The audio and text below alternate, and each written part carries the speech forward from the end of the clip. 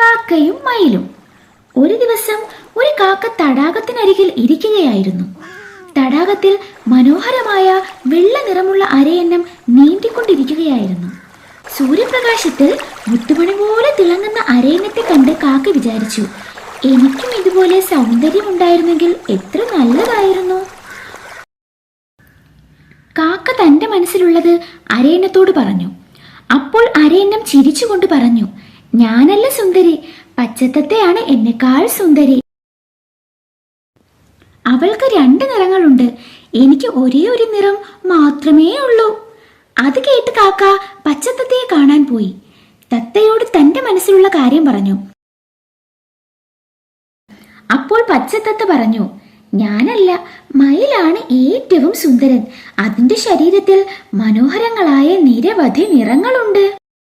കാക്ക പിന്നെ മയിലിനെ കാണാൻ പോയി. മയിലിന്റെ മനോഹരമായ നിറത്തിലുള്ള ശരീരവും നീണ്ട ചിറകുകളും സൂര്യപ്രകാശത്തിൽ തിളങ്ങിക്കൊണ്ടിരുന്നു. പക്ഷേ മയിലിനെ ഒരു വലിയ പൊൻകൂട്ടിൽ അടച്ചിട്ടിരിക്കുകയായിരുന്നു. കാക്ക ഇക്കാര്യം മയിലിനോടും പറഞ്ഞു. അപ്പോൾ മയിൽ ദുഃഖത്തോടെ പറഞ്ഞു, സുഹൃത്തെ, നീ ഏറ്റവും ഭാഗ്യവാനായ പക്ഷിയാണ്. എന്റെ സൗന്ദര്യം കൊണ്ടാണ് ഞാൻ ഈ കൂട്ടിൽ കിടക്കേണ്ടി വന്നത്. നിനക്ക് സ്വതന്ത്രമായി ആകാശം എങ്ങും പറക്കാം.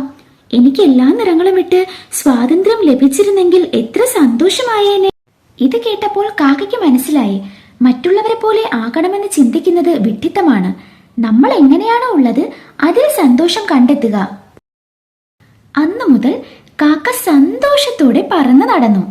തന്നെ ഈ രൂപത്തിൽ സൃഷ്ടിച്ച ദൈവത്തിനോട് നന്ദി പറഞ്ഞു.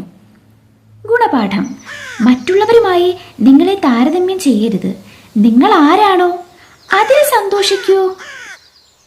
ഈ കഥ ഇഷ്ടമായാൽ ലൈക്ക് ചെയ്യാനും സബ്സ്ക്രൈബ് ചെയ്യാനും ഷെയർ ചെയ്യാനും മറക്കല്ലേ കൂട്ടുകാരെ.